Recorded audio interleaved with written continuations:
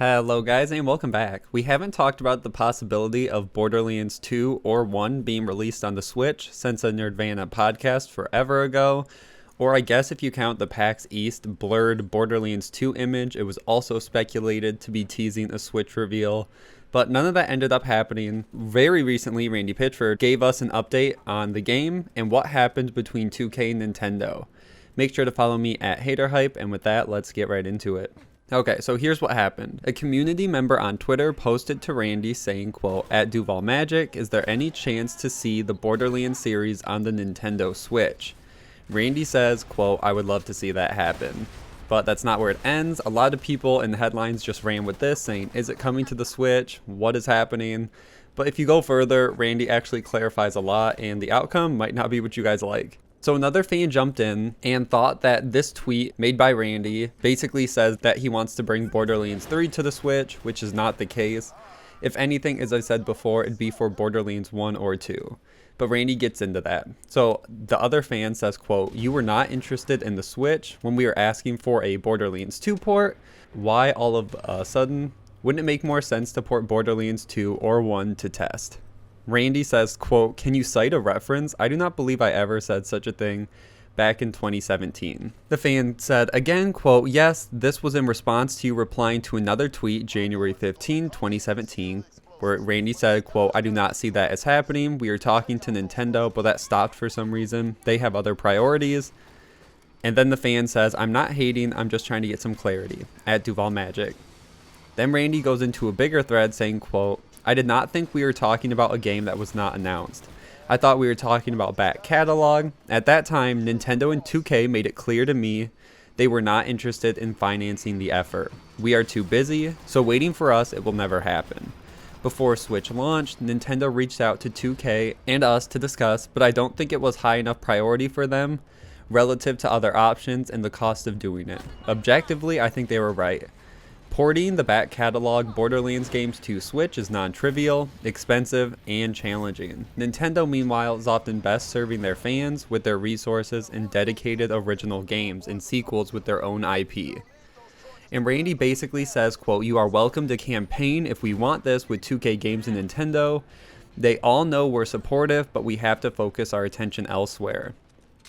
So what he says is, yes, Nintendo reached out very early on, even before the Nintendo Switch was announced, to see if 2K could get some of the Borderlands games there. It makes sense they wouldn't want to do Borderlands 1 if they did have a remaster in the works, because Nintendo would probably want the remaster for the Switch, so that wouldn't make too much sense. And Borderlands 2, once again, it just must be too expensive, especially if they do have it with the Handsome Collection, which would require the pre-sequel as well.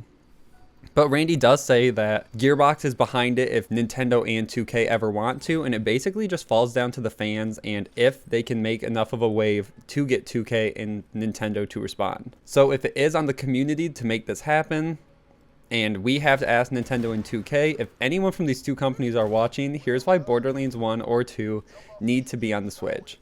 Number one, the game has never truly been portable. We don't talk about the PS Vita version.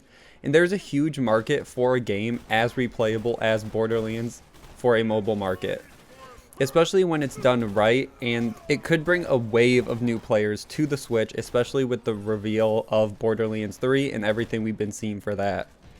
Number two, the games are still very popular. Earlier in April, Borderlands 2 shot up to 60,000 concurrent players and was one of the top 5 most played games on Steam.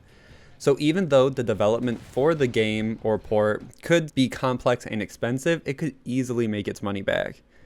And going off monetary possibilities, a lot of ports of older games to the Switch are priced at $40, but the Borderlands Handsome Collection, if they could figure out a way to get both games to the Switch, could easily be priced at $60, and that would be fair for everything the fans would get with that collection. And even with the remaster, having that, which is still recently released, being ported over to the Switch could also be amazing, and they could price it pretty competitively with how the game was released on PS4 and Xbox One. Number three, for Nintendo, it would also be a huge push for the Nintendo Switch online subscription. Getting a game like Borderlands that thrives with co-op could be a perfect way to make the cost worthwhile for a ton of folks who want to play with their friends. I know Nintendo has been trying to push this for a while, and if they did get a game and franchise as popular as Borderlands, that could really help them. If they could get it right, lag-free, and show this off as, this is an awesome portable way to play Borderlands with your friends with our relatively cheap subscription model. But that's where I'm going to end this video. If you guys want to see a Switch port, you're going to have to make your voice heard with 2K and Nintendo.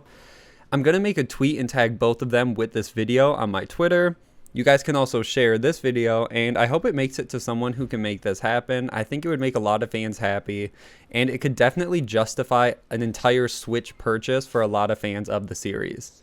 Thank you guys again. Subscribe for all things Borderlands, and I will see you guys in the next one.